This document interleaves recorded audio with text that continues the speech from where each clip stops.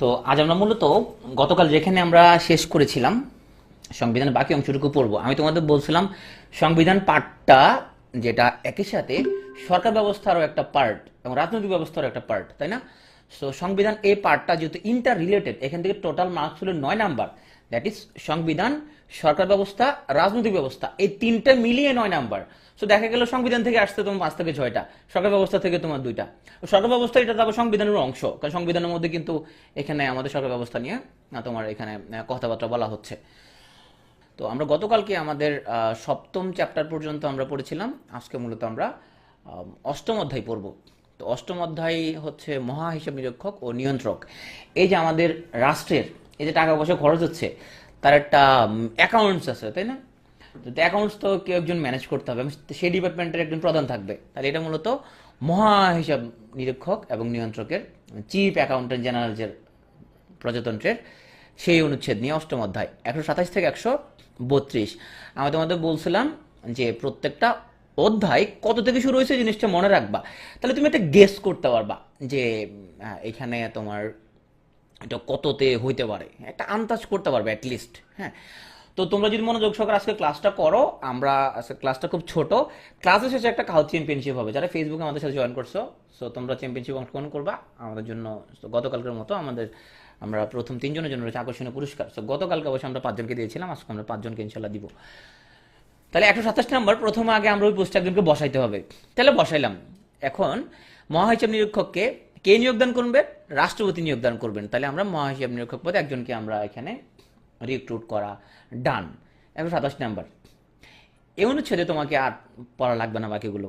So এখানের মধ্যে এটা ইম্পর্টেন্ট, তুমি যদি মনে রাখতে পারো যে অষ্টম অধ্যায় হচ্ছে মহাহিসাব নিরীক্ষকের একটা চ্যাপ্টার।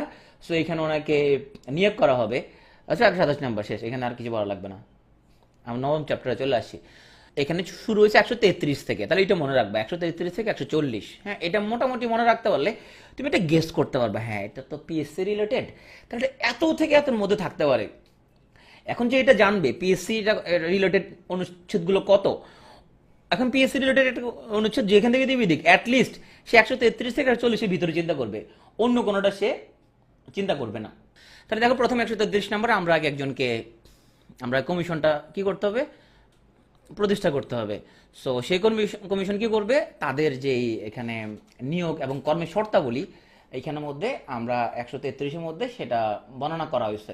কি বলছে, সংসদ আইনের দ্বারা প্রজাতন্ত্রের কর্মচারীদের নিয়োগ ও কর্মের শর্তাবলী নিয়ন্ত্রণ করতে পারবে। এবং এই বিধিমালাটা জারি হয় মূলত 1981 সালে। যে সরকারি চাকরি নিয়োগ বিধিমালা কি হবে, এই যে এখন তোমরা চাকরিতে ঢোকার সাথে সাথে একটা চাকরি বিধিমালাটা বই আছে, সবুজ একটা বই আছে, সেই বইয়ের মধ্যে চাকরি কিছু নিয়মকানুন লেখা আছে। যে নিয়মকানুন লেখা, সেই নিয়মকানুনগুলো হচ্ছে 1981 সালে এই নিয়মকানুনগুলো বানানো হয়েছে। তাহলে শুরু হইলে আমরা নিয়োগ এবং কর্মের শর্তাবলী দিই 133 নাম্বার। তাহলে আগে আমরা নিয়মকানুন বানাইলাম। আগে তো নিয়মকানুন তুমি বানাবা, তারপর না তুমি কমিশন প্রতিষ্ঠা করবে, তা আগে নিয়মকানুনগুলো বানানো ডান। তাহলে দেখো, আমরা আমাদের এর পরের অনুচ্ছেদ মূলত আমরা তোমার 34, 35, 36 এখানে তোমার বিভিন্ন নিয়মকানুন নিয়ে বলা হয়েছে। আমরা সেই অনুচ্ছেদগুলো আমাদের খুব ইম্পর্টেন্ট না। 137 নাম্বার, সেটা হচ্ছে কমিশন প্রতিষ্ঠা। সো কি বলছে, বাংলাদেশের জন্য এক বা একাধিক, এটা নিচে দাগ দাও। সো এক বা একাধিক সরকারি কর্ম কমিশন প্রতিষ্ঠান বিধান করা যাবে, এবং একজন সভাপতি এবং অন্যান্য সদস্যকে নিয়ে প্রত্যেক কমিশন গঠিত হবে। তাহলে এখান থেকে আমরা মাত্র 2টো অনুচ্ছেদ আমরা মনোযোগ দিয়ে পড়বো। একটা হচ্ছে 133 নাম্বার, হচ্ছে নিয়োগ এবং কর্মের শর্তাবলী বর্ণনা করা হয়েছে এখানে। আর এরপর 37 নাম্বারে কমিশন প্রতিষ্ঠা করা হয়েছে। 2টা পড়লে এনাফ, এখানে আর পড়া লাগবে না। এখন আসো আমাদের নবম চ্যাপ্টারের ক। এখানে বিভিন্ন জরুরি বিধানাবলী নিয়ে এখানে বলা হয়েছে। সো 141-এর ক এখানে বলছে যে রাষ্ট্রপতি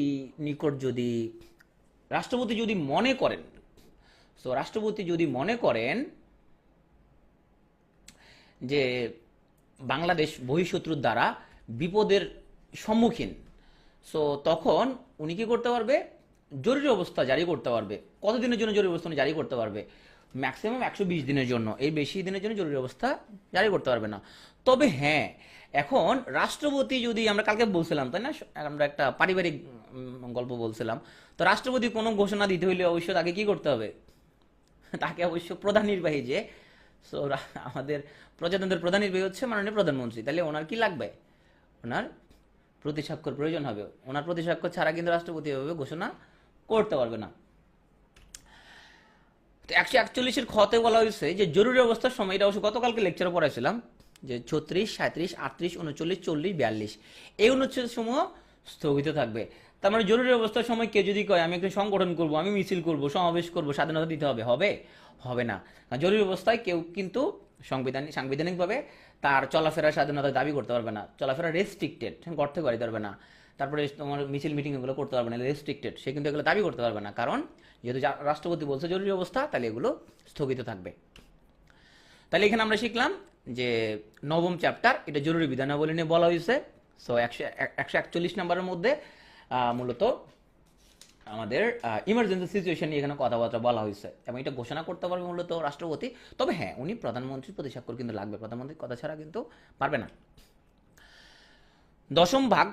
দশম ভাগে আমরা এখন সংবিধান সংশোধনী নিয়ে কথাবার্তা বলবো। সো এটা হলো 142 নাম্বার। সো এখানে একটা মাত্র অনুচ্ছেদ, 142 নাম্বার। সো এখানে কি বলছে, এখানের মধ্যে একটা লাইন মনে রাখো, যে সংবিধান সংশোধন করতে হলে 2/3 ভোট লাগবে। 2/3 ভোট ছাড়া সংবিধান সংশোধন করা যাবে না। আর বিলটা পাস হওয়ার পরে রাষ্ট্রপতির কাছে পাঠাবে, 7 দিনের মধ্যে সম্মতি দিবে। যদি না দেয় তাহলে সম্মতি দিয়েছেন বলে গণ্য হবে।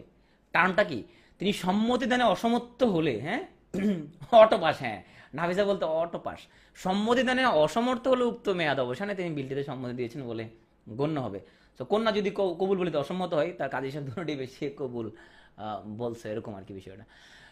আসলে 11 বিভাগ, এটা হচ্ছে বিবিধ, মিসসেলেনিয়াস। 143 থেকে একদম 153 পর্যন্ত সর্বশেষ।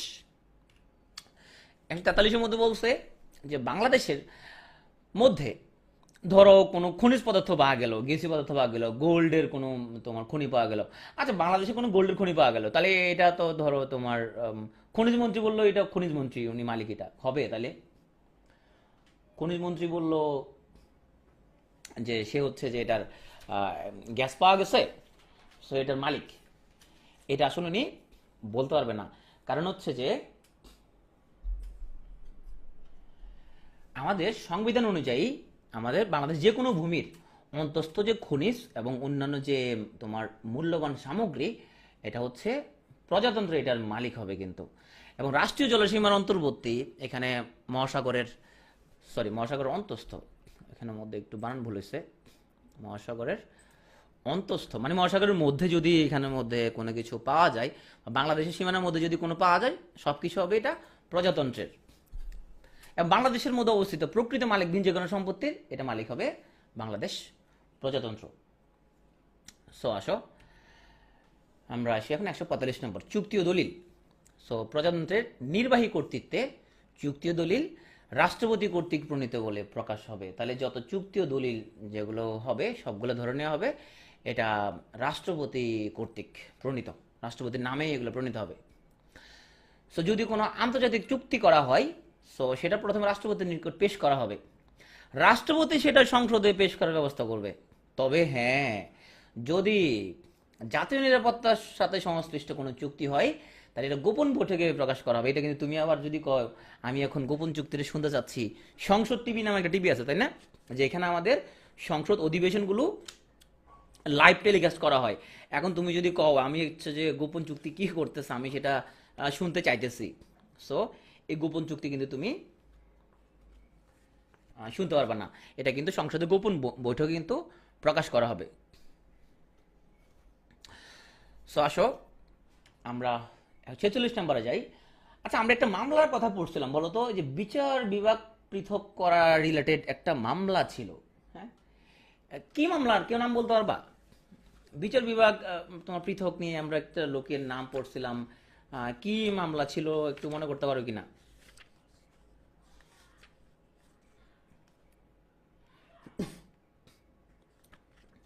মালদার হোসেন মামলা। তাহলে বিষয়টা খেয়াল করছো, তুমি কিন্তু চাইলে বাংলাদেশের নামেই তুমি মামলা করতে পারবা, মানে সরকারের বিরুদ্ধে মামলা করতে পারবা।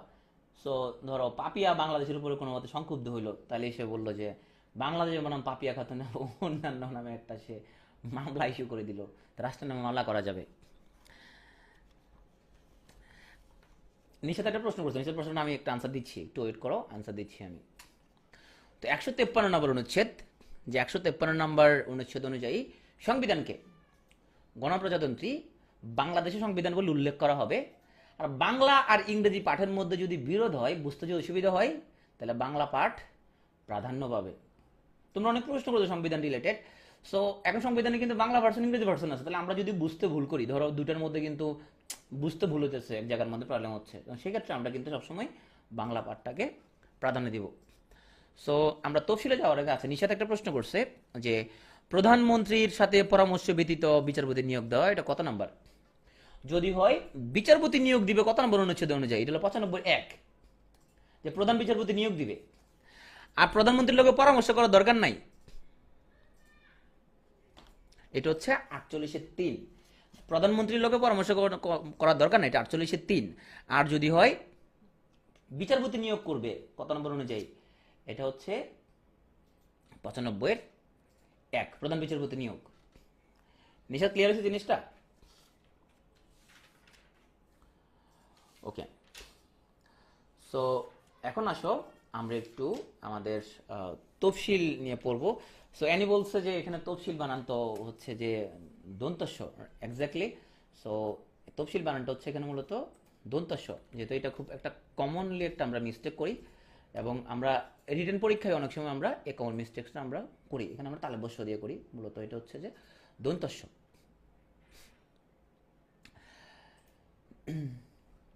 সো আমার মোটামুটি এখানে সবগুলো স্লাইডে তুমি তালে বসো বাবা, এগুলো সবগুলো হবে মূলত দন্তস্ব, তফসিল মানে হলো দন্তস্ব। এখন আসলে তফসিল, এটার বাংলা অর্থ হচ্ছে বিবরণ। তো কোনো বিষয় আলোচনার পর আমরা যদি সেই আলোচনাকে পূর্ণাঙ্গ করার জন্য কি করি, আমরা নোট লিখি, তার নিচে একটা আমরা কি বলি, টিকা বলি, তাই না? টিকা, এই তফসিল মানে হচ্ছে টিকা, মানে যাকে আমরা ইংরেজিতে বলি শিডিউল বলি। সো তফসিল মানে হচ্ছে আমরা ভিতরে একটা অনুচ্ছেদ আছে, সেই অনুচ্ছেদের অতিরিক্ত কোনো ব্যাখ্যা প্রয়োজন, একটা টিকা প্রয়োজন, সেই টিকার নামই তফসিল। জিনিসটা ক্লিয়ার? ওকে, সো আমাদের আমরা মোট 7টা তফসিল আছে, সবগুলো আমাদের এখানে মুখস্থ করা লাগবে না, আমরা সে জানলে হবে 7টা তফসিল। কোন তফসিলগুলো আমরা পড়বো সেটা একটু দেখি, এবং সেই তফসিলের সাথে রিলেটেড তাহলে মোট তফসিল কয়টা? 7টা মোট তফসিল আছে আমাদের এখানের মধ্যে। বাংলা অথবা বিবরণ এটা আমরা জানলাম।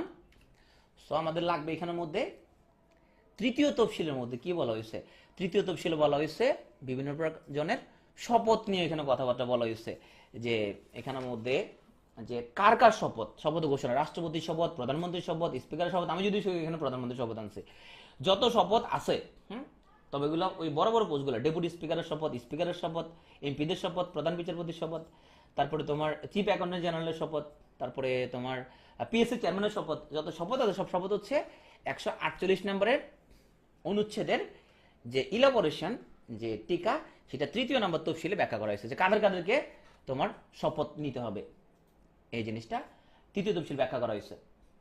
এখন আসো আমরা আসি 7 মার্চের ঐতিহাসিক ভাষণ, হচ্ছে আমাদের পঞ্চম তফসিলে অন্তর্ভুক্ত করা হয়েছে। এটা কোন অনুচ্ছেদের টিকা? এটা হচ্ছে 150-এর 2 নম্বর অনুচ্ছেদের টিকা। বিষয়টা ক্লিয়ার কিনা? মানে 150-এর 2 নম্বর অনুচ্ছেদের মধ্যে এখানে বলা হয়েছে যে এখানে বঙ্গবন্ধুর ভাষণ নিয়ে এখানে কথাবার্তা বলা হয়েছে, 1971 সালে 7 মার্চের ভাষণ, হ্যাঁ, এটা অন্তর্ভুক্তকরণ করা হবে। তো 7 মার্চের ভাষণ যে ওখানে মধ্যে বলছে 150-2-এ, সে ভাষণটা কি জিনিসটা, সেটা পঞ্চম তফসিলে ইনক্লুড করা হয়েছে। তাহলে 7 মার্চের ঐতিহাসিক ভাষণ এটা হচ্ছে পঞ্চম তফসিলে অন্তর্ভুক্ত, এবং যে পঞ্চম তফসিল জিনিসটা হচ্ছে 150-2-এর ইলাবোরেশন, মানে 150-এর টিকা। ওকে, এখন আসে 150-2 আর কি অ্যাড করা হয়েছে আমরা দেখি। সো আমরা 150-2-এ আমাদের অ্যাড করা হয়েছে জাতির পিতা বঙ্গবন্ধু শেখ মুজিবুর রহমান কর্তৃক প্রদত্ত স্বাধীনতার ঘোষণাপত্র। কখন দেওয়া হয়েছে? 26 মার্চ। এখানে দেখো এই যে ডিক্লারেশন অফ ইন্ডিপেন্ডেন্স, এটা সূত্র হচ্ছে বাংলাদেশ সরকার পররাষ্ট্র মন্ত্রণালয়ের বহির্বিশ্ব প্রচার বিভাগ কর্তৃক প্রকাশিত পুস্তিকা, হ্যাঁ, বঙ্গবন্ধু স্পিক্স নামে। শিরোনাম হচ্ছে স্বাধীন বাংলা বেতার কেন্দ্র হতে শেখ মুজিবুর রহমানের নামে প্রচারিত স্বাধীনতার ঘোষণা। এই স্বাধীনতার ঘোষণাপত্র এটা মূলত 6ষ্ঠ তফসিলে অন্তর্ভুক্ত করা হয়েছে। এটা কোন অনুচ্ছেদের ব্যাখ্যা? 150-2 কিন্তু এখনো, কারণ 150-2-এর মধ্যে তোমার 7 মার্চের ভাষণ আছে, তারপরে স্বাধীনতার ঘোষণাপত্র আছে, এবং মুজিবনগর সরকার কর্তৃক জারিকৃত স্বাধীনতা ঘোষণাপত্র, এগুলো সবগুলো 185(2) মধ্যে এগুলোর কথা আছে। তো এগুলো তাহলে বিস্তারিত কোথায় আছে? পঞ্চম তফসিলে 7ই মার্চের ভাষণ, ষষ্ঠ তফসিল হচ্ছে যে 26শে মার্চের ঘোষণা, এবং সপ্তম তফসিল হচ্ছে স্বাধীনতার ঘোষণাপত্র। কে জারি করছে এটা? মুজিবনগর সরকার। কত তারিখে? 10ই এপ্রিল। আনুষ্ঠানিকভাবে কখন এটা পাশ হয়েছে? 17 এপ্রিল। কেন আনুষ্ঠানিকভাবে 17 এপ্রিল? কারণ হচ্ছে 17 এপ্রিল মুজিবনগর সরকার কি নিয়েছিল? কি নিয়েছিল? শপথ নিয়েছিল। যখন শপথ নিল তখনই আনুষ্ঠানিকভাবে জারি হয়েছে। আমরা কিন্তু দেখি যে একজনের প্রধানমন্ত্রী ইলেক্টেড হলো, কিন্তু উনি দায়িত্ব কখন নেয় বলতো? শপথ নেওয়ার পরে। শপথ নেওয়ার আগে কিন্তু উনি কিন্তু দায়িত্ব নিতে পারে না, রাইট?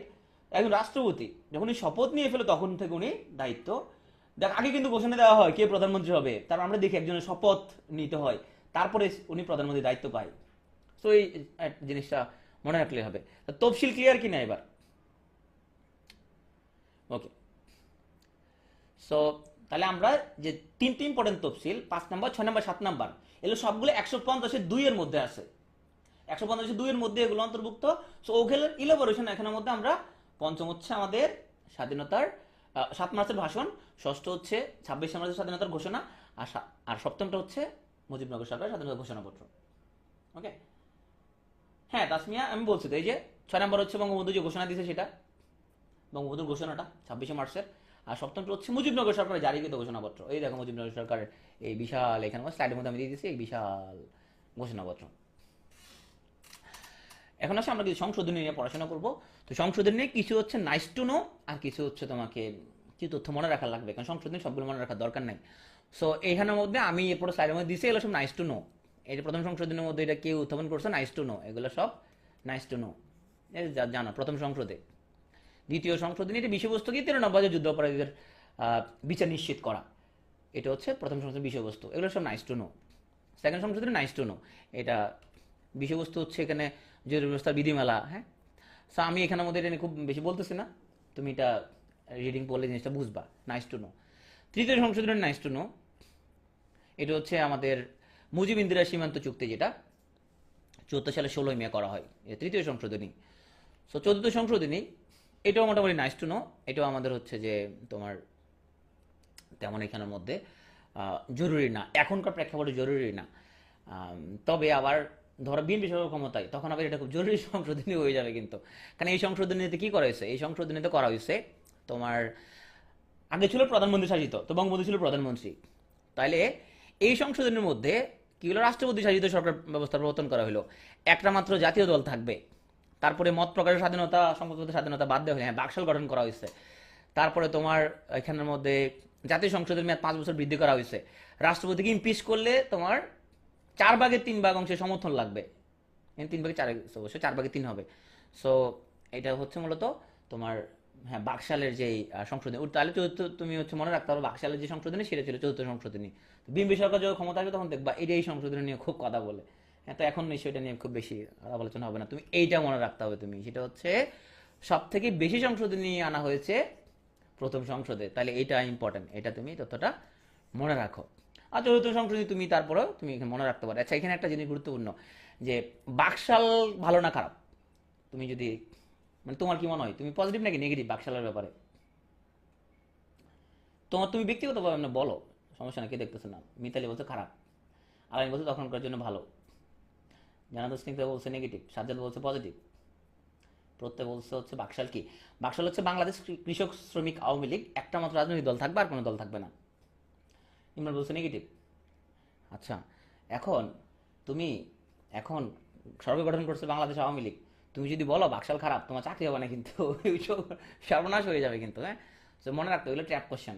তোমাকে যদি আস করা হয় যে বাকশাল নিয়ে বলতে, তুমি আসলে ট্র্যাপে তুমি পা দিয়ে দিলা। তুমি বলতে হবে যে তখনকার যে পরিস্থিতি ছিল, তখন তো পুরো গ্যাঞ্জাম আগে পরিস্থিতি ছিল, তখনকার পরিস্থিতিতে এটা করা ছাড়া বঙ্গবন্ধু কোনো উপায় ছিল না, এবং উনি একটা জাতীয় একটা তোমার ঐক্যের ডাক দিচ্ছে। সো তখন অন্য কোনো ওয়ে ছিল না, চারিদিকে যে গ্যাঞ্জামের মধ্যে তুমি যাচ্ছি, উন্নয়ন আসলে করতে পারবে না।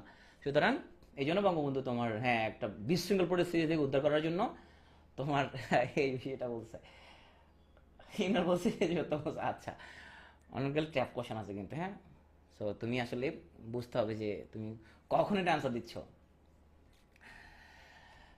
পঞ্চম সংশোধনী এটা অবৈধ ঘোষণা করা হয়েছে, তাও নাইস টু নো। এটাও আমাদের হচ্ছে যে এমনি তুমি দেখলা জিনিসটা কি, এই সংশোধনীর মধ্যেও মূলত তোমার একজন আহ, কি করেছিল, যেহেতু এটা অবৈধ করা হয়েছে সেটা আমরা জানি নাই। তো এই পঞ্চম সংশোধনীকে মূলত বলা হয় ফার্স্ট ডিস্টরশন অফ কনস্টিটিউশন বলে আখ্যায়িত করা হয়। এখন কি করা হয়েছিল এখানের মধ্যে, এই সংশোধনীর মধ্যে তোমার যে জিনিসগুলো করা হয়েছিল সেটা হচ্ছে যে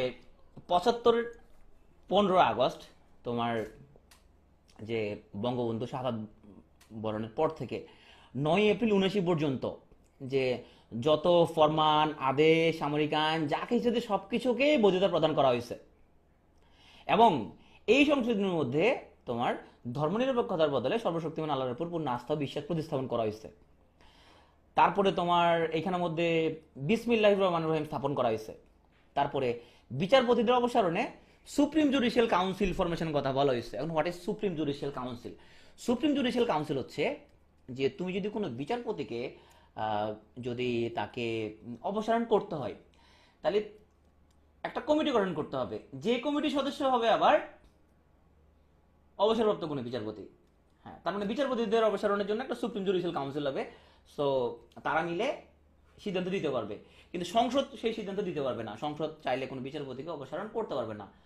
সো এই জিনিসগুলো পঞ্চম সংশোধনের মধ্যে অ্যাড করেছিল। না স্যার ওইটা না, নীলফোটা 8 না, এইটা আরো সামনে আসবো। এই পঞ্চম সংশোধনী কিন্তু অবৈধ ঘোষণা করা হয়েছে, যেহেতু অবৈধ ঘোষণা করেছে সেই জন্য আমরা এটা নিয়ে আর ডিটেলস বলতেছি না। এখন তুমি একটা আইকিউ থেকে বলো, এই সংশোধনীটা কার আমল হইতে পারে বলে তোমার ধারণা? এই সংশোধনী হচ্ছে জিয়াউর রহমানের আমলে, রাইট? জিয়াউর রহমান যখন ক্ষমতায় আসলো, সো ওনার আমলে। তাহলে এই সংশোধনী নিয়ে আবার তোমার হচ্ছে আওয়ামী লীগ আর বিএনপিকে কোটা দেয় যে আপনারা এখানে সংবিধানকে কাটাছাড়া করছেন, এখানের মধ্যে এটা এটা আনছেন, হ্যাঁ, ওইটা নিয়ে আবার আওয়ামী লীগ বিএনপিকে কোটা দেয়। তো এটা অবৈধ ঘোষণা করা হয়েছে। এটা সেটা আমরা এখানে এটা নিয়ে খুব ডিটেলস বলতেছি না, যেটা অবৈধ ঘোষণা, তাহলে ওই কাজ জিনিসগুলো এখন আর কার্যকর হবে না। তুমি মনে রাখবে কে কাকে কোনটা নিয়ে খোটা দেয়। হ্যাঁ, তোমার ওই যে বিএনপি আওয়ামী লীগকে খোটা দেয় বললে চতুর্থ সংশোধনী নিয়ে কয় আপনারা গণতন্ত্র শেষ করছেন, ওই করছেন, সেই করছেন, এগুলো নিয়ে খোটা দেয় ওরা। আবার আওয়ামী লীগ বিএনপিকে আবার এটা নিয়ে খোটা দেয়। তো এটা তুমি মনে রাখতে পারো যে কে কাকে কোনটা নিয়ে খোটা দেয়। তারপর আসো এখন আমরা, তো এইটাকে আওয়ামী লীগ কি বলে ফার্স্ট ডিস্টরশন অফ কনস্টিটিউশন। কয় তোমরা এটাকে একদম ডিস্টর্ট করে ফেলছো, ধ্বংস করে ফেলছো এটা নিয়ে।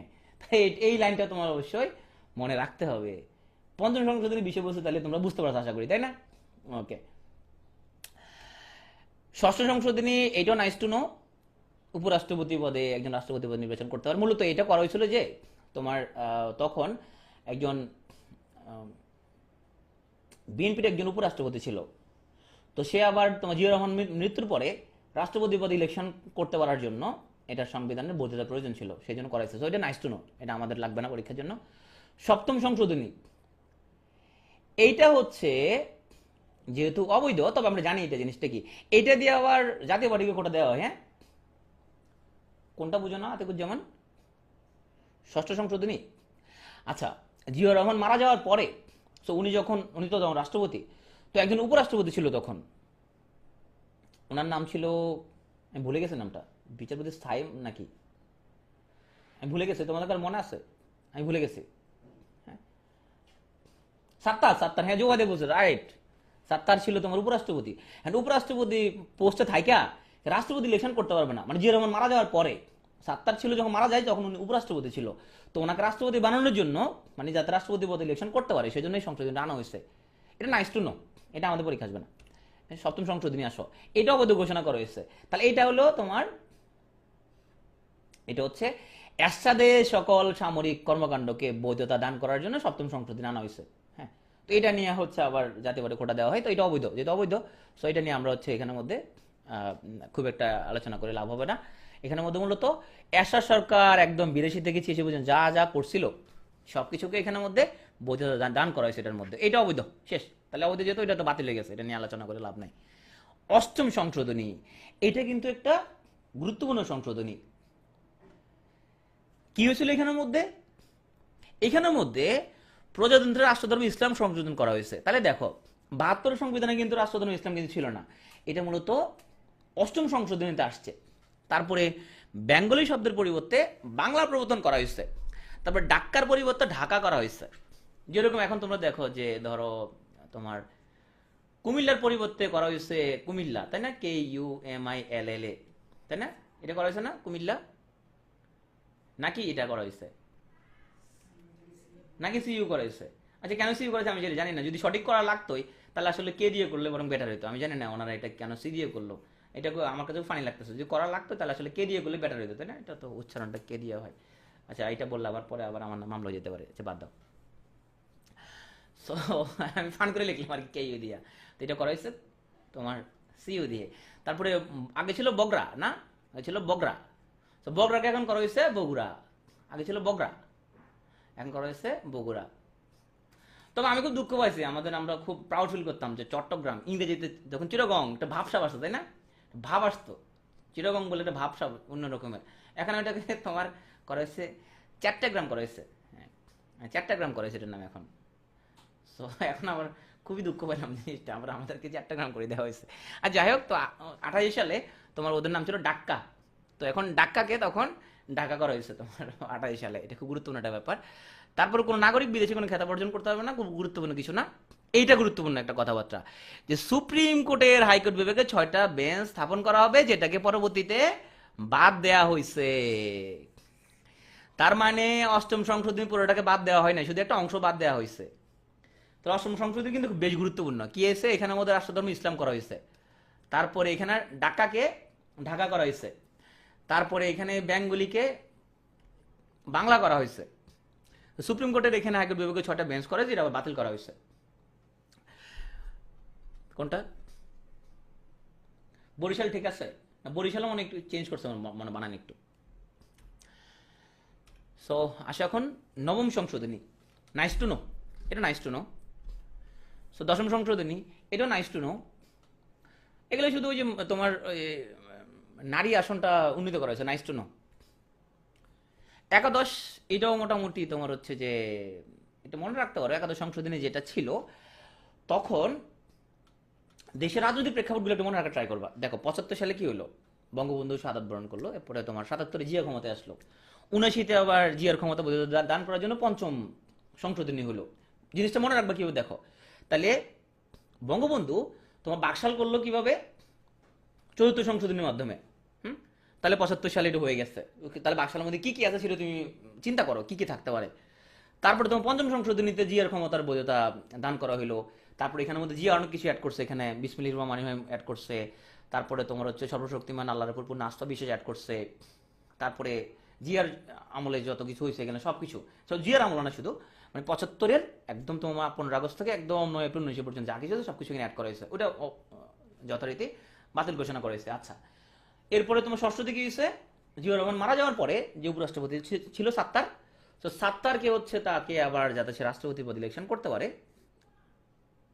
সেই জন্য করা হয়েছে, খুব গুরুত্বপূর্ণ কিছু না। সপ্তম, এটা এরশাদের ক্ষমতা বৈধতা দান করার জন্য করা হয়েছে, খুব একটা ইম্পর্টেন্ট কিছু না। অষ্টম কিন্তু ইম্পর্টেন্ট, কারণ কি করেছে এখানে? রাষ্ট্রধর্ম ইসলাম, ঢাকা থেকে ঢাকা, বেঙ্গলি থেকে বাংলা। হ্যাঁ, সো এগুলো করা হইলো অষ্টম। নবম খুব একটা গুরুত্বপূর্ণ কিছু না, দশম গুরুত্বপূর্ণ কিছু না, নাইস টু নো। একাদশ গুরুত্বপূর্ণ কিভাবে? তো 91-90 সালে খুব উত্তাল, তাই না? এরশাদ সরকারের পতন হয়ে গেছে। তো এরশাদ সরকারের পতন হয়ে গেছে, এখন তো তাহলে ইলেকশন কিভাবে হবে? এখন বিএনপি আওয়ামী লীগ কেউ ট্রাস্ট করতেছে না, কি ইলেকশন হবে? তখন ওরা চিন্তা ভাবনা করলো, তো ঠিক আছে যে আমরা একটা নিরপেক্ষ একজন লোককে আমরা ঠিকঠাক করি, যে নিরপেক্ষ একজন লোককে আমরা রাষ্ট্রপতি বানাবো, সে রাষ্ট্রপতির আন্ডারে ইলেকশনটা হবে। হুম, সে নিরপেক্ষ লোক তাহলে কই পাওয়া যাবে? তো সে নিরপেক্ষ লোক আমরা একজন লোক পাইতে পারি, সে হচ্ছে আমরা একজনকে, যে তৎকালীন যে প্রধান বিচারপতি ছিল, সো তাকে কি করা হইলো? রাষ্ট্রপতি করা হইলো এবং ওনার আন্ডারে ইলেকশন করা হবে। তখন ইলেকশন শেষ, ওনার নাম কি বলো তো? ওনার নাম কি?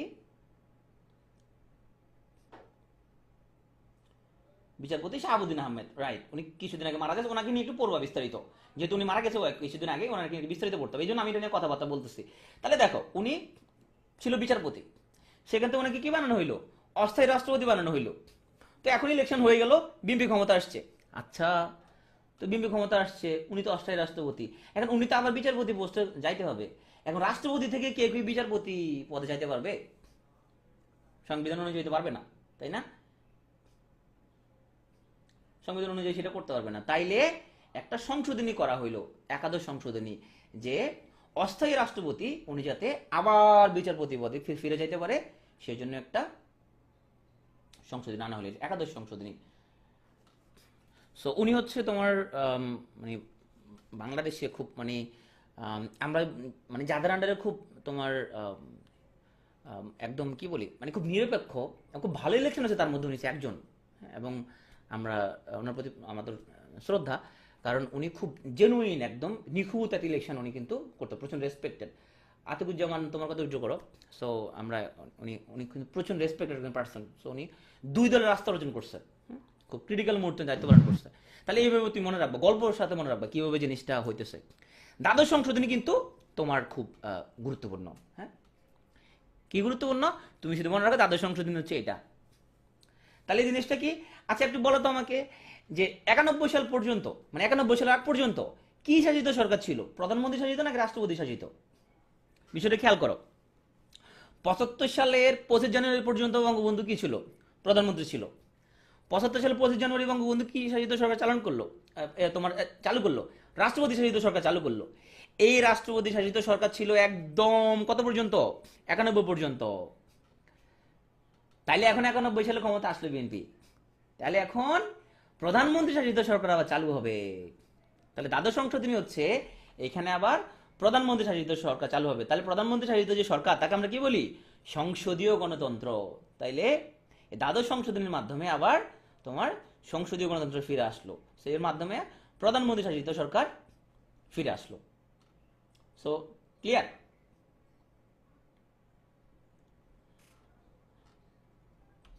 এখন আসলে দ্বাদশ সংশোধনী, সো এটা বলা হয়েছে এখানের মধ্যে উপস্থাপন করছে তোমার বেগম খালেদা জিয়া। সো এটা মুখস্থ রাখা লাগবে না, জাস্ট মনে রাখো যে তোমার পুনর্সংসদীয় সরকার প্রতিষ্ঠিত হয় দ্বাদশ সংশোধনীতে। তাহলে একটা জিনিস যেটা আমি বললাম যে 75 থেকে 91 পর্যন্ত এই যে বিশাল টাইম, এই দুটো সংশোধনীর মধ্যবর্তী সময়ে দেশের রাষ্ট্রপতি ব্যবস্থা ছিল কি, চালু ছিল, মানে সরকার ছিল রাষ্ট্রপতি শাসিত। ক্লিয়ার? ওকে, এখন আসো ত্রয়োদশ সংশোধনী, এটাও বাতিল। সো এটা আমরা নাইস টু নো, যেহেতু বাতিল হয়ে গেছে নাইস টু নো। তবে এটা আমরা গুরুত্বপূর্ণ, কারণ সব বিএনপি 91 সালে ক্ষমতা আসলো, 96 পর্যন্ত তারা ক্ষমতা থাকলো। এখন নিয়ম অনুযায়ী ওরা ইলেকশন করার কথা, এখন আওয়ামী লীগ তো মানতেছে না, কয় না আমরা তোমাদের আন্ডারে ইলেকশন করবো না, কয় তোমরা তো হচ্ছে যে তোমরা এখন ইলেকশন রিগিং করে তোমাদের পক্ষে নিয়ে যাবা, তাহলে কি করতে হবে, ক্যাটার গভর্নমেন্ট দিতে হবে। তখন আওয়ামী লীগ এবং জামাত যৌথভাবে তোমার ক্যাটার গভর্নমেন্টের জন্য আন্দোলন শুরু করলো। তো এখন বিএনপি কইতেছে যে এখন তোমরা আন্দোলন করতেছো, ঠিক আছে, তোমরা এখন তো বিএনপি অবশ্যই ওদের দাবির মুখে কি হইলো, মেনে নিতে বাধ্য হইলো, ক্যাটার গভর্নমেন্টের আন্ডারে ইলেকশন হবে। সংবিধানেও তো আবার ক্যাটার গভর্নমেন্ট নাই। তো তখন বিএনপি একটা ইলেকশন করছে, ইলেকশনের মধ্যে শুধু বিএনপির লোকজন ভোট দিয়েছে, আর কেউ ভোট দেয় নাই। তো ওই সরকারটা অল্প কিন্তু ছিল, 27-28 দিন ছিল, শুধুমাত্র সংসদ অধিবেশন পাশ করার জন্য। তো সেই সংসদ বসে ওরা ক্যাটার গভর্নমেন্টের একটা আইন করলো। সো এটা ছিল সে ত্রয়োদশ সংশোধনী। তাইলে এই ত্রয়োদশ সংশোধনীতে যেটা করা হয়েছে 11 দিন, আচ্ছা আমি ভুলে গেছি, 11 দিন হতে পারে, হ্যাঁ। তো এই সংশোধনের মাধ্যমে সংবিধানে অবাধ ও সুষ্ঠু নির্বাচন অনুষ্ঠানের জন্য নিরপেক্ষ নির্দলীয় তত্ত্বাবধায়ক সরকার ব্যবস্থা প্রবর্তন করা হয়। 11 দিন ছিল, আচ্ছা। সো এটা জমিরুদ্দিন সরকার এটা উত্থাপন করেন, কি উত্থাপন করার কোনো দরকার নাই, এটা আবার বাতিল হয়ে যায়। যদি বাতিল হয়ে যায় সেটা আমাদের জন্য খুব একটা গুরুত্বপূর্ণ না, বা জিনিসটা তুমি ওই ক্রোনোলজিটা মনে রাখো যে তোমার 13 নম্বর আসা ক্যাটার গভর্নমেন্ট চালু হয়, যে ওরা বিএনপির আন্ডার ইলেকশন করবে না আওয়ামী লীগ এবং জামাত। সো ওরা তখন ক্যাটার গভর্নমেন্ট নিয়ে আসলো, পরে ক্যাটার গভর্নমেন্টের আন্ডার ইলেকশন হলো, ইলেকশন আবার আওয়ামী লীগ ক্ষমতা আসলো 96-তে। সো ক্রোনোলজি মনে রাখবা কি ঘটনা ঘটতেছে।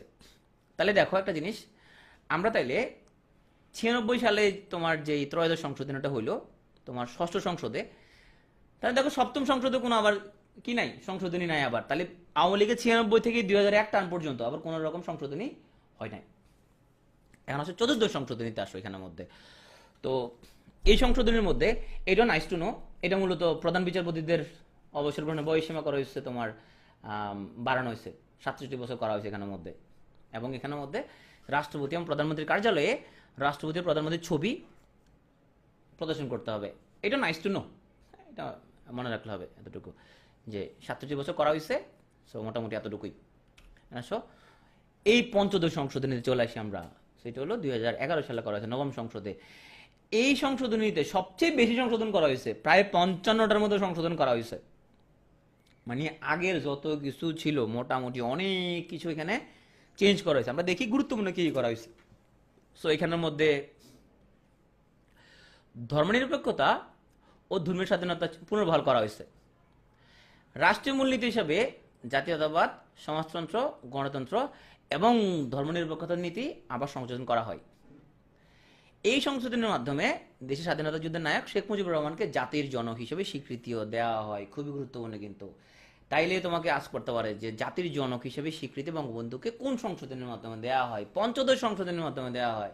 Very important. এই সংশোধনীতে কি করা হয়? ক্যাটার গভর্নমেন্ট ব্যবস্থা বাতিল করা হয়। ইসরাত বলছে যে আওয়ামী লীগ উত্থাপন করে, আওয়ামী লীগ বাতিল কেন করলো? এটা উত্তর আমি জানলেও বলবো না।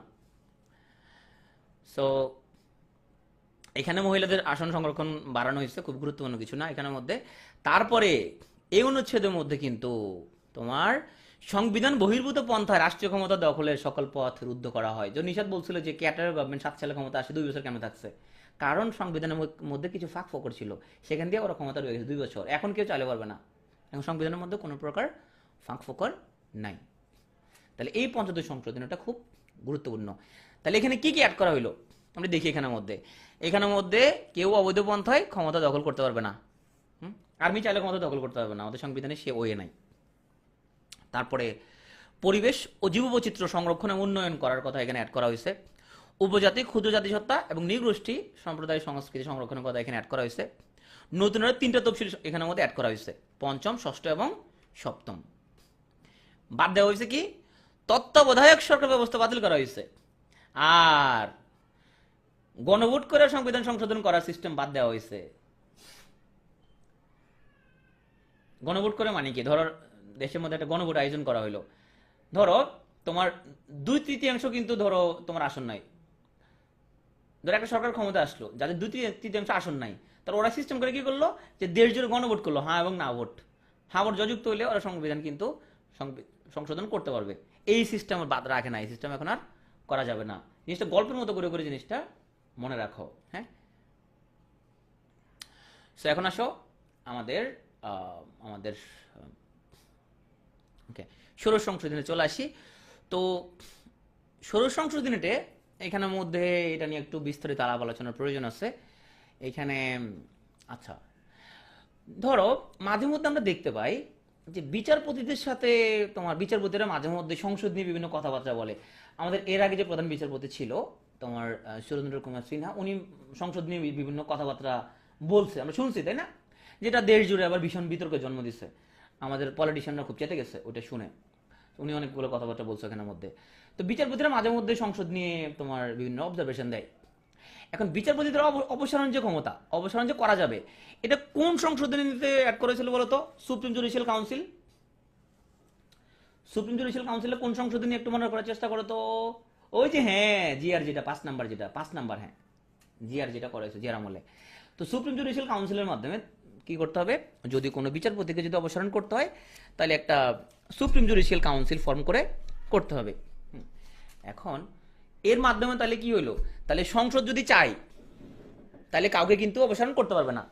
তোমার সংসদের হাতে কি নাই? তোমার সে সুপ্রিম পাওয়ারটা নাই কিন্তু, যে তারা চাইলেই একজন বিচারপতিকে অপসারণ করতে পারবে না। এখন তারা চাই এই ক্ষমতাটা তারা তাদের হাতে কি রাখবে। সো তারা কি করলো? এই ষোড়শ সংশোধনের মধ্যে নতুন তোমার হচ্ছে যে সংশোধন করলো যে বিচারপতিদের অপসারণের জন্য যে অভিশংসন, এই ক্ষমতা সংসদকে দেওয়া হয়। যে সংসদ যেহেতু জনগণের প্রতিনিধি, জনগণ যেহেতু ভোট দিয়ে ওদেরকে সংসদে পাঠানো হয়, তাহলে জনগণের মানে মতামত রিফ্লেক্ট হয় সংসদের মাধ্যমে। সংসদ চাইলে বিচারপতিকে অপসারণ করতে পারবে, সুপ্রিম জুডিশিয়াল কাউন্সিলের কোনো প্রয়োজন নাই। তো এখন বিচারপতিরা কি মানবে? তোমার কি মনে হয় বিচারপতিরা কি এই জিনিসটা মানবে কিনা? হ্যাঁ, বিচারপতিদের এটা মানবে কিনা? তাদের জন্য কিছুটা এটা মানে তাদের জন্য মন খারাপ করবে তারা, তাই না? চিন্তা করবে আমাদেরকে এখন ওরা ইয়ে করবে। ওরা চাইবে যে এমন একটা তোমার সিস্টেম যেখানের মধ্যে ওদের তোমার সিনিয়র, যেখানের মধ্যে মানে বিচারপতিদের নিয়ে গঠিত একটা প্যানেল, যেটা তাদেরকে তদন্ত করবে, এর মাধ্যমে তাদেরকে অপসারণ করতে পারবে। তাহলে জিনিসটা তারা মানে না, তাহলে এর বিরুদ্ধে কি করছে? তারা কিন্তু আবার এটাকে আবার মামলা করা হয়েছে এই সংশোধনের বিরুদ্ধে। হাইকোর্ট তখন এটাকে আবার অবৈধ ঘোষণা করে দিচ্ছে, তবে এখনো এর এটা রিভিউতে আছে। তাহলে গভর্নমেন্ট চাইতেছে যে এটা হচ্ছে সংসদের হাতে রাখতে। উত্থাপক কারা? আনিসুল হক, এই যে আইনমন্ত্রী, গভর্নমেন্ট চাইতেছে নিজের হাতে রাখতে, মানে সংসদের হাতে রাখতে, কিন্তু আবার ওদিক দিয়ে তোমার আমরা দেখতে পাচ্ছি এখানে। তো তুমি মানে জিনিসটা বুঝতে পারলে তুমি কিন্তু ইজিলি মনে রাখা পসিবল যে কেন এখানে গ্যাঞ্জামটা হইতেছে। ওকে, তো এটা বর্তমানে তুমি দেখো সংসদরা কিন্তু তোমার ওরা কোনো মানে এখানে কিন্তু একমত যে বিচারপতিদের মানে অপসারণ ক্ষমতা নিজেদের হাতে রাখার ব্যাপারে তারা সবাই কিন্তু একমত। সব থেকে বেশি ভোট পড়ছে এখানে কিন্তু 327টা, বিপক্ষে কোনো ভোট পড়া নাই। আর ভাই কে চায় নিজের হাত থেকে ক্ষমতা অন্যদিকে সরাই দিতে, তাই না? সবাই চায় ক্ষমতা নিজের হাতে রাখতে। সো ক্লিয়ার কিনা ষোড়শ সংশোধনের জিনিসটা বিষয়বস্তু, যেহেতু এটা আলোচিত এখনকার মধ্যে, সো এই জন্য এটা মনে রাখবা। তো যে কয়টা জনমন্ত্রী এমপি উত্থাপন করতে পারে কিনা, না আইনমন্ত্রী উত্থাপন করবে, যখন যে আইনমন্ত্রী সে উত্থাপন করবে সংসদে। এখন আসলে সব থেকে বেশি ভোট পড়ছে এটা। এখন আসলে যে করে সংশোধনী আদালত কর্তৃক অবৈধ ঘোষিত হয়েছে সেটা হচ্ছে 4টা, পঞ্চম, সপ্তম, 13 এবং 16। এই 4টা আদালত কর্তৃক অবৈধ ঘোষণা করা হয়েছে। ক্লিয়ার? সো 4টা আমরা ঘোষণা, এটা অবৈধ মনে রাখবা সিকোয়েন্সটা, যে কোনটা কোনটা এখানের মধ্যে অবৈধ হয়েছে। ওকে, সো এখন আসো লাস্ট ওয়ান। এই লাস্ট ওয়ানটা আবার তুমি একটু তাইলে দিন তারিখ সবকিছু মনে রাখবা। তো লাস্ট ওয়ান, এটা আনিসুল হক এটা উত্থাপন করছে, পাশ হয়েছে 8 জুলাই 2018।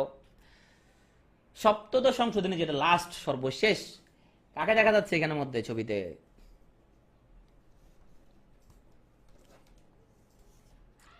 একজন সংরক্ষিত মহিলা আসনে নির্বাচিত একজন এমপিকে দেখা যাচ্ছে এখানের মধ্যে। এটা মনে রাখবা সর্বশেষ। সো এখানে কি বলা হয়েছে যে আগে ছিল 2019 সাল পর্যন্ত ছিল সংরক্ষিত নারী আসন 50টা, ওই 50টাই ঠিক আছে, তো মেয়াদ আরো 25 বছর বাড়ছে। তো মেয়েরা তোমরা চাইলে চিন্তা করতে পারো তুমি সংরক্ষিত নারী আসনে এমপি হওয়ার জন্য চেষ্টা তো করতে পারো। আসলে তোমাদের অনেক এমপি ইলেকশন করার বয়স হয়ে গেছে মোটামুটি, যেহেতু 25 হয়ে গেছে না, চাইলেই পারবা, সম্ভব। 40 সাল পর্যন্ত তোমার মেয়াদ থাকবে। তা আমি একটু রিভিউ করি, চলো একটু পুরো জিনিস রিভিউ করি। তাহলে আমি একটু রিভিউ করি। তাইলে প্রথম, নাইস টু নো, এটা যুদ্ধাপরাধীর বিচার। দ্বিতীয় সংশোধনী, নাইস টু নো, এটা জরুরি অবস্থা নিয়ে কথা বলা হয়েছে। তৃতীয়, এটা মোটামুটি নাইস টু নো, এটা সীমান্ত চুক্তি। চতুর্থ সংশোধনী মূলত বাকশালের, এটা মনে রাখলেই হবে তোমার। ওকে, বাকশালে যা যা হয়েছে, একটা মাত্র দল থাকবে, রাষ্ট্রপতি শাসিত সরকার থাকবে, সংবাদপত্র স্বাধীনতা থাকবে না, তারপরে রাষ্ট্রপতিকে অবসান করতে হলে তোমার 4/3 হচ্ছে যে তোমার ভোট লাগবে। হ্যাঁ, তারপরে এই চৌদ্দ সংশোধনী, বাকশালটা মনে রাখলে হবে। পঞ্চম, এটা হচ্ছে যে নাইস টু নো, এটা মূলত জিয়ার আমল হয়েছিল, সুতরাং এখানে জিয়ার শাসনের আমলে যা যা হয়েছিল, মূলত 15 আগস্ট থেকে যা যা হয়েছিল সব বৈধতা দান করছে। এখানে বিসমিল্লাহির রহমানির রহিম অ্যাড করছে, সর্বশক্তিমান আল্লাহর উপর পূর্ণ আস্থা বিশ্বাস অ্যাড করছে, এবং এটা বাতিল হয়েছে। ওকে, এবং এটা বলা হয় ফার্স্ট ডিস্টরশন অফ কনস্টিটিউশন। ওকে, ষষ্ঠ, এটা নাইস টু নো, এটা মূলত 7টার ইলেকশন করতে পারার জন্য। সপ্তম, এটা মূলত এরশাদের ক্ষমতার বৈধতা দেওয়ার জন্য, নাইস টু নো।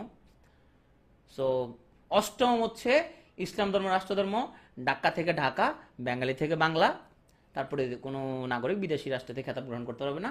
ওই 6টা বেঞ্চ স্থাপন হবে সেটা বাতিল করা হয়েছে। মানে হাকিম বিভাগের 6টা বেঞ্চ, রংপুরে ধরো ওইখানে কার্যক্রম পরিচালনা হবে, যশোরে পরিচালনা হবে, বরিশালে পরিচালনা হবে এখানের মধ্যে, এখন এটা আবার বাতিল করে দেওয়া হয়েছে যে ওইখানে এটা ওইখানে করা যাবে না এটা। সো নবম, এটাও নাইস টু নো। দশম, নাইস টু নো, এর মূলত সংরক্ষিত নারী আসনে মেয়াদ বাড়ানো, নাইস টু নো। একাদশ, এটা একটু মনে রাখতে হবে আমাদেরকে, যেহেতু আমাদের বিচারপতি শাহাবুদ্দিন আহমেদ কয়দিন আগে মারা যায়, সো একটু মনে রাখতে হবে এই জন্য। কারণ একাদশ সংশোধনী মূলত কি জন্য করা হয়েছিল, যে উনি ছিল বিচারপতি, ওনাকে বানা হয়েছে রাষ্ট্রপতি, তো ইলেকশন করে দিলে উনি, ইলেকশন করার পর উনি আবার বিচারপতি বসে যাওয়া লাগবে, এই জন্য করা হয়েছিল সংশোধনীটা। ওকে, 12তমটা শুধু ওই খালেদা জিয়ার ছবিটা মনে রাখবা, সংসদীয় গণতন্ত্র প্রবর্তন হয়েছে, তারপরে তোমার প্রধানমন্ত্রী শাসিত সরকার, রাষ্ট্রপতিটা বাদ, এটা মনে রাখলে হবে।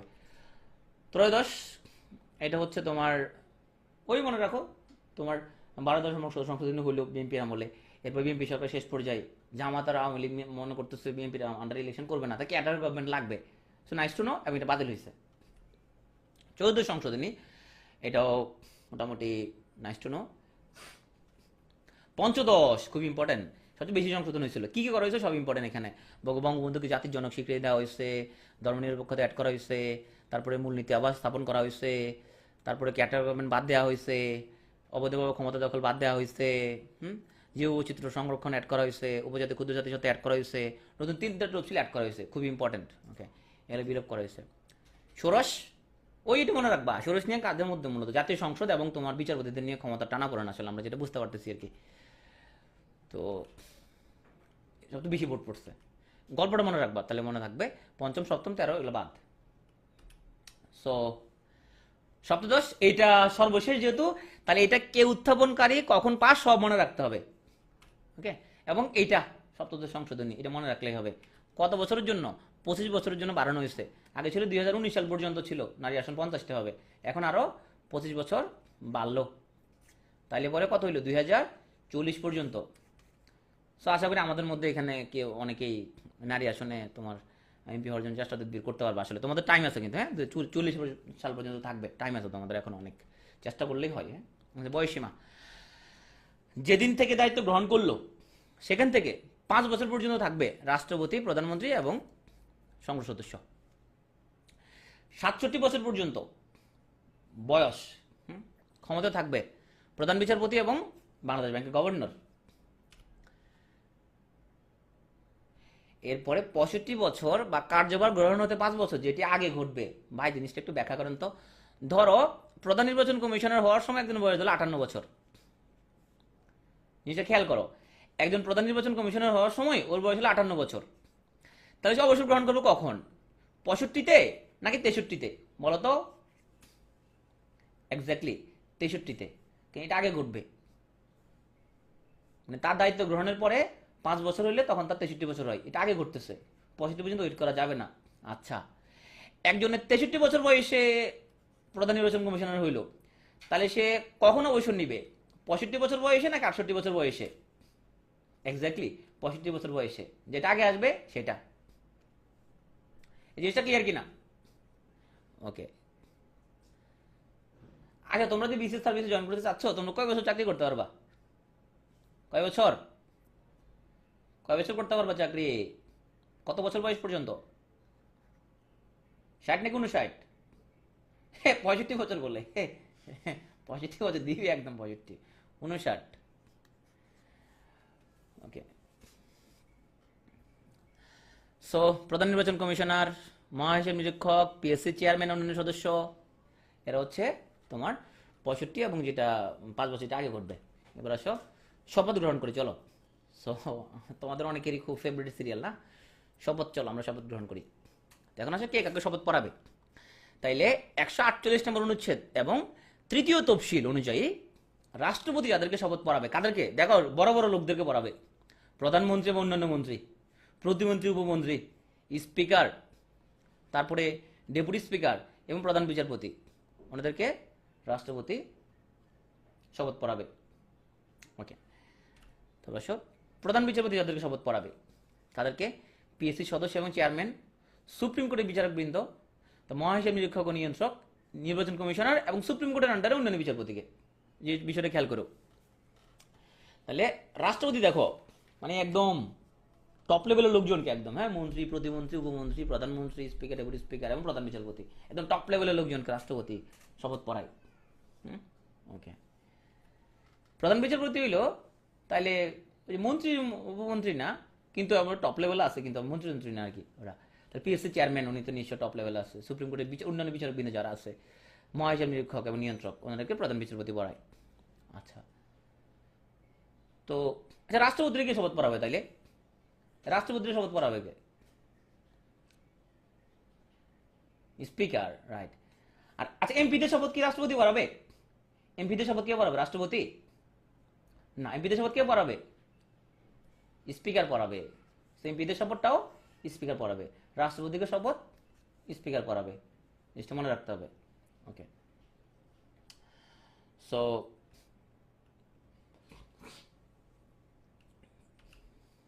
একজন প্রশ্ন করছে 62 বা 63-তে যদি হয় নির্বাচন কমিশনার, তাহলে সে কি হবে? হ্যাঁ, আবার নেওয়া লাগবে, উনি অবসান করে দিলে নেওয়া লাগবে অবশ্যই। মন্ত্রী সংসদ সদস্যের মধ্যে ডিফারেন্সটা কি? তাসলিমা প্রশ্ন করছে। তাসলিমা, 300 জন যে সংসদ সদস্য হইল, 300 জন যে এমপি হইল, সে 300 জন এমপি থেকে প্রধানমন্ত্রী তার ক্যাবিনেট বেছে নিতে পারবে, সে কাদেরকে কাদেরকে সে মন্ত্রী বানাবে। এবং এমপি ছাড়াও সে মন্ত্রী বানাইতে পারবে, যাদের বলে টেকনোক্রেট মন্ত্রী।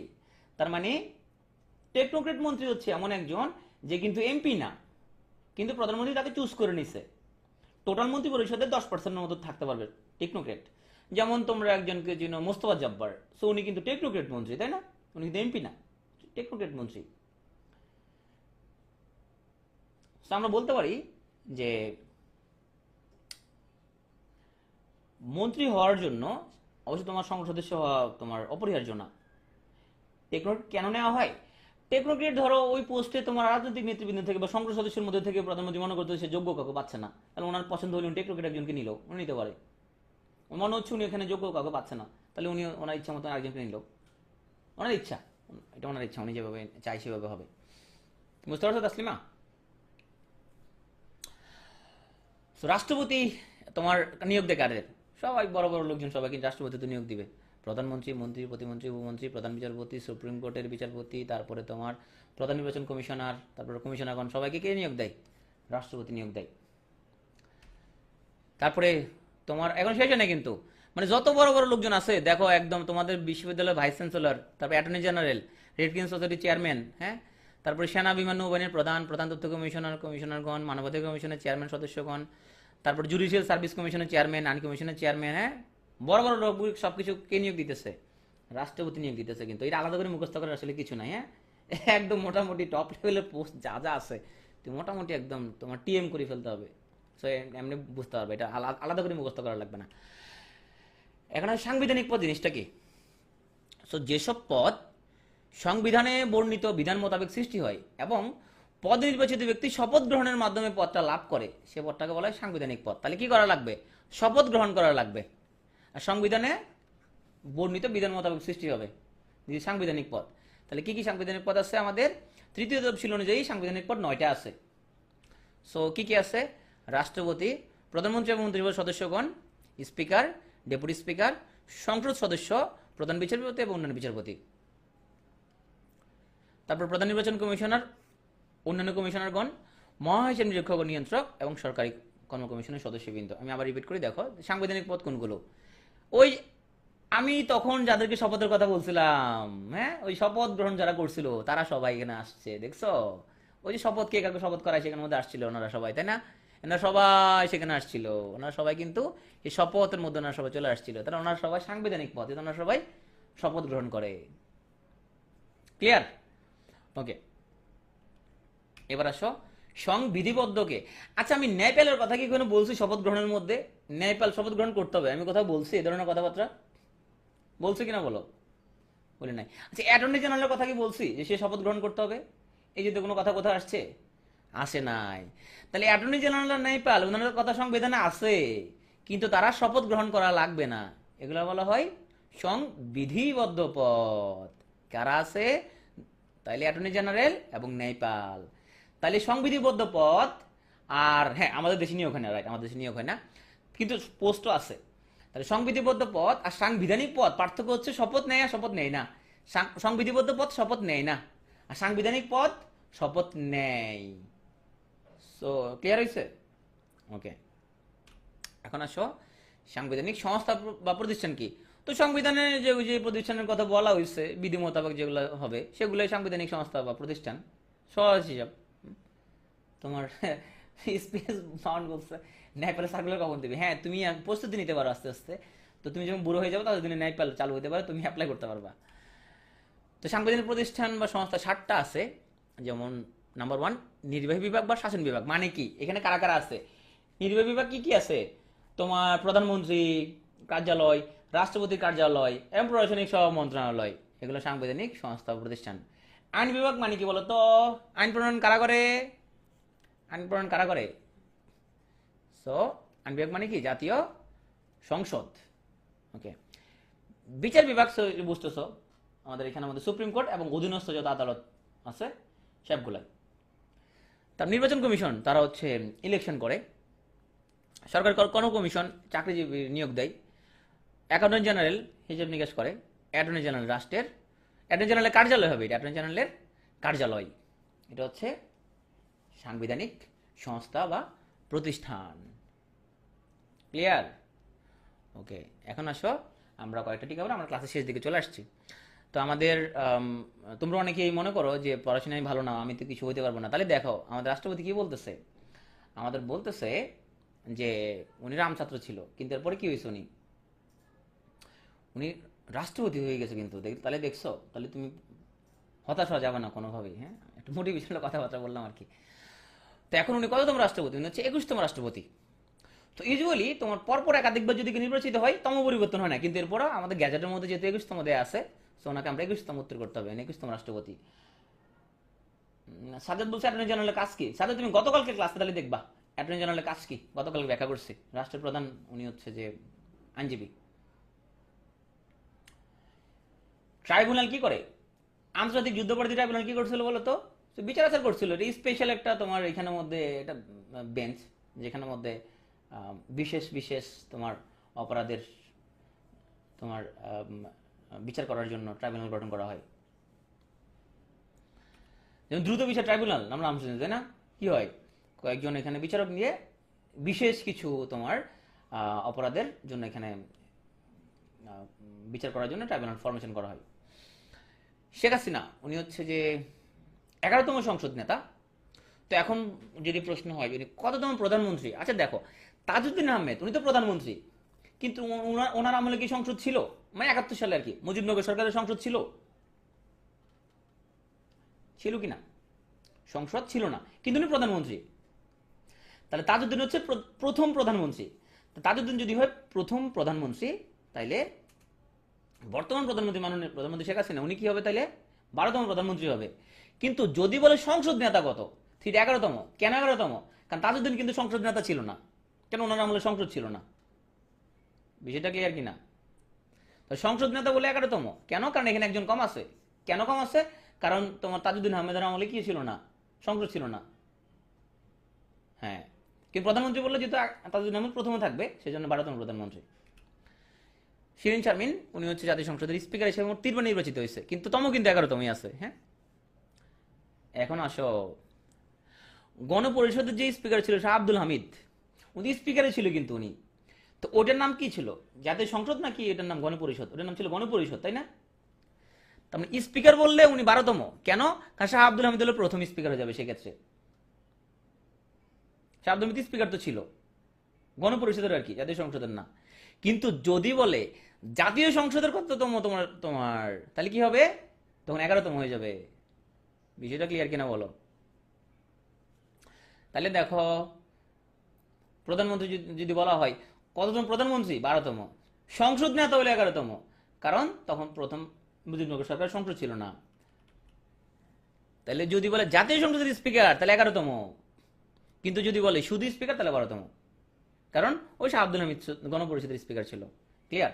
সো আমাদের ক্লাস এখানে শেষ। এখন আমাদের একটা কাউচ চ্যাম্পিয়নশিপ হবে। তো চলো আমরা আমাদের কাউচ চ্যাম্পিয়নশিপটাই জয়েন করি। So game starts now. 10 second সময় প্রত্যেকটা কাউতে। সো খুব দ্রুত আনসার করতে হবে।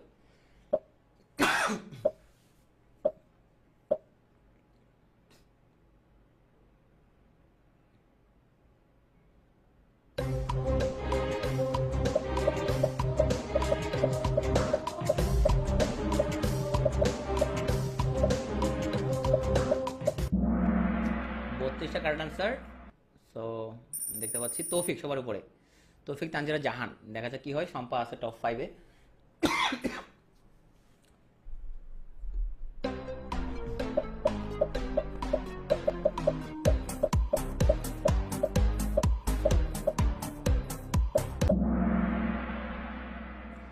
একান্নটা কারেক্ট আনসার। রাকিবুল চলে আসলো টপ 3-তে। 3 নম্বর প্রশ্ন, ফ্লোর ক্রসিং কত নম্বর ধারায়?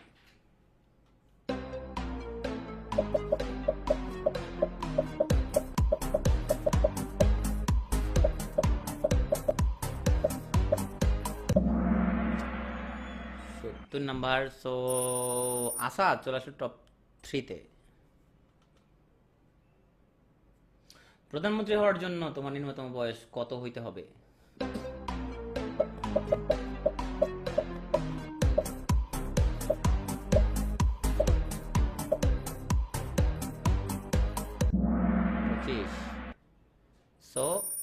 আসাদ চলে আসলো আবার 2-এ, মিশেল ওবামা চলে আসলো টপ 5-এ। কাস্টিং ভোট কোন অনুচ্ছেদে?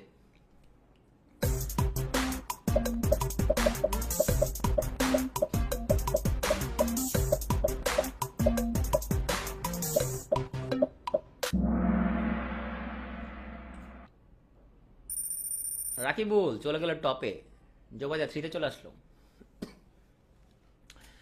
ধর্মীয় স্বাধীনতা নিশ্চিত করা হয়েছে সংবিধানের কোন অনুচ্ছেদে?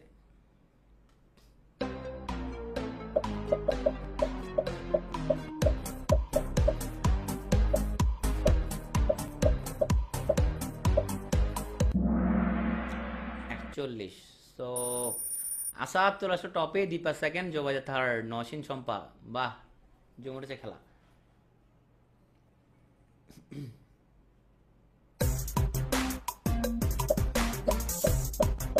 এটা কিন্তু নিয়োগ, প্রধানমন্ত্রী কিন্তু নিয়োগ করা যাবে।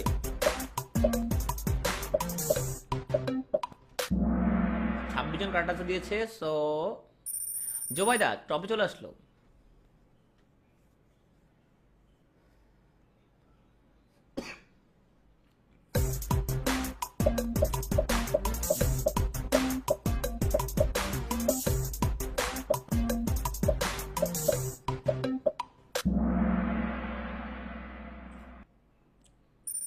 আসাদ আজকে তো খুব জমে উঠছে খেলা, দেখা যাক একবার একজন টপে।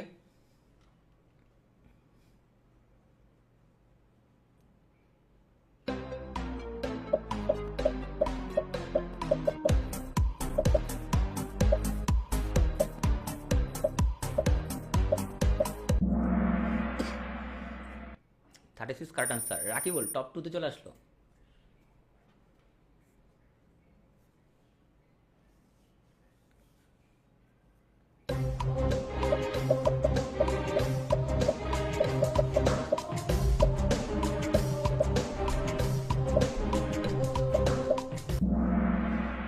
টা কারেক্ট আনসার।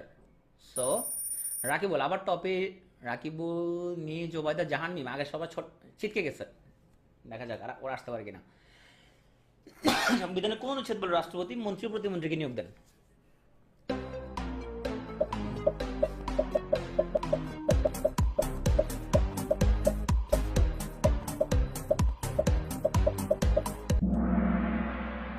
নাম্বার। সো আবার আগের মতোই 12 নম্বর প্রশ্ন। জাতীয় স্মৃতি নিদর্শন।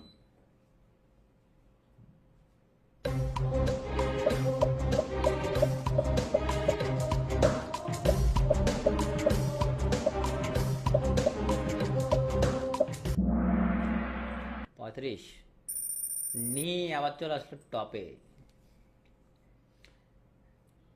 অভিশংসন।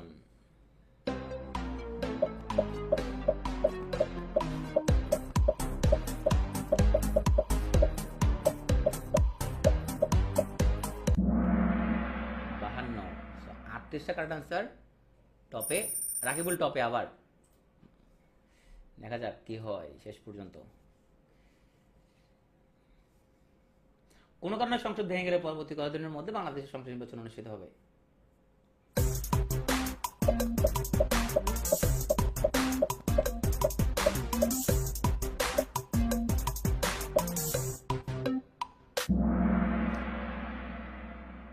দেখি।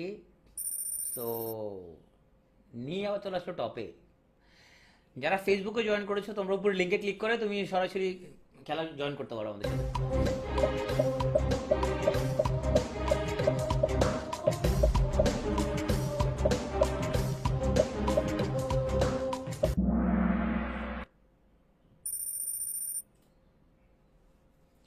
16 নম্বর প্রশ্ন।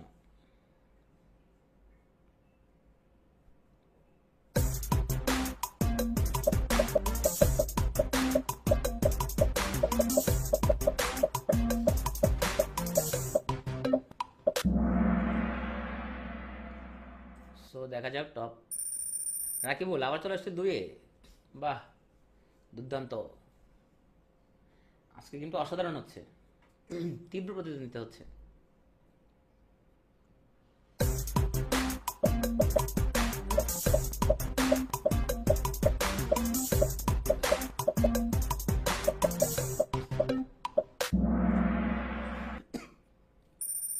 মিম চলে আসলো আবার এক ধাপ উপরে। 18 নম্বর প্রশ্ন, বাংলাদেশের নামে মামলার কথা বর্ণিত হয়েছে।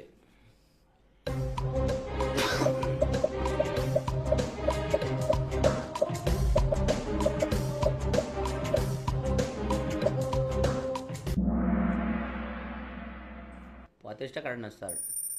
আসাদ 5-এ ঢুকে গেল আবার কিন্তু।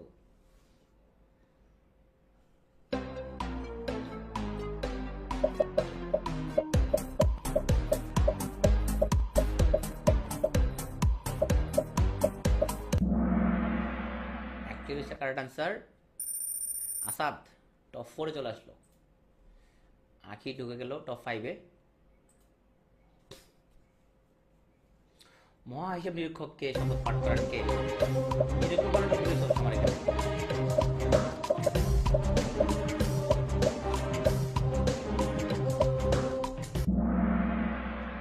ওকে, দেখি আমরা। জাহান, রাকিবুল চলে গেল কিন্তু 4-এ। অনেকক্ষণ টপে ছিল রাকিবুল, বাহ।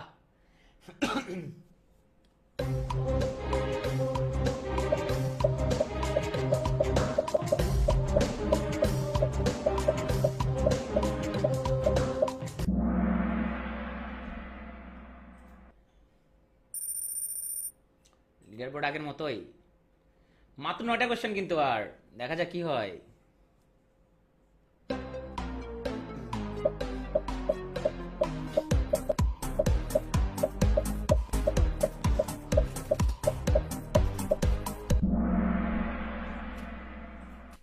সো জাহান টপে চলে আসলো।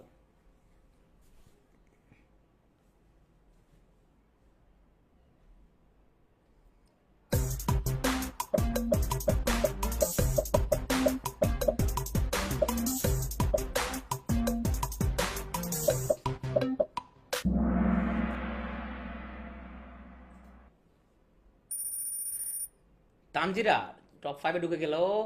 আমাদের কোশ্চেন আছে আর 7টা।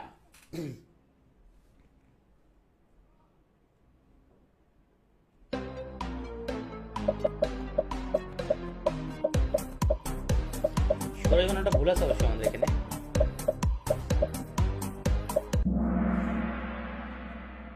ওকে, নসীন তানজিরা চলে গেল বেস্ট 5 থেকে। 6টা কোশ্চেন।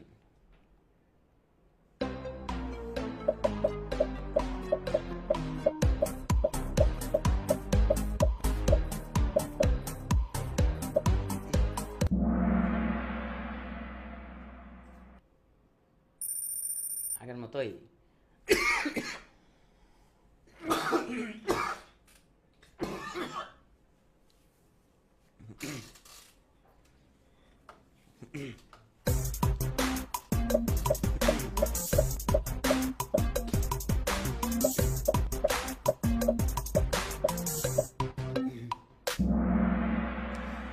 জন কিন্তু ধরা খেয়ে গিয়েছে, কারণ এটাও শপথ গ্রহণ করেন না। সো নিয়ে চলে আসলো টপে, রাকিবুল সেকেন্ডে। মাননীয় প্রধানমন্ত্রী শেখ হাসিনা দেশের 11তম প্রধানমন্ত্রী।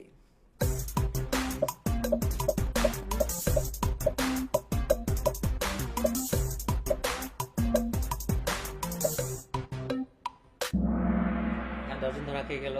সো লিডার বোর্ড আগের মতোই। 3টা কোশ্চেন।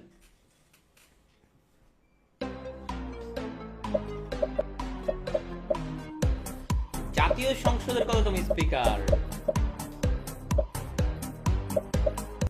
11তম স্পিকার জাতীয় সংসদের, কিন্তু স্পিকার হিসেবে 12তম, আবার জাতীয় সংসদের 11তম স্পিকার। আখি চলে আসছে 3-এ। মিশেল ওবামা টপ 5-এ উঠে গেল।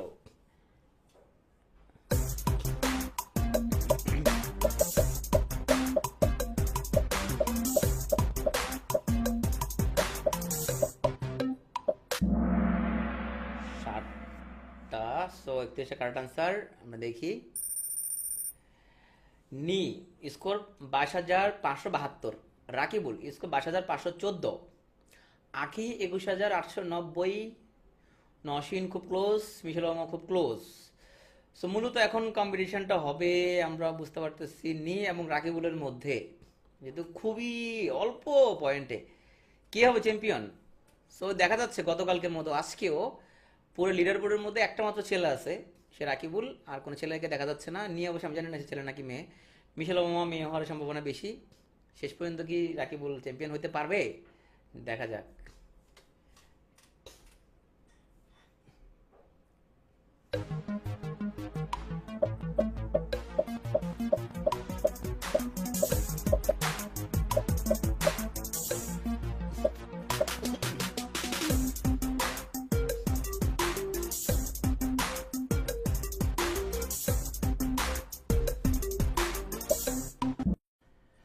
দেখা যাক পোডিয়ামটা থার্ড হলো রাকিবুল।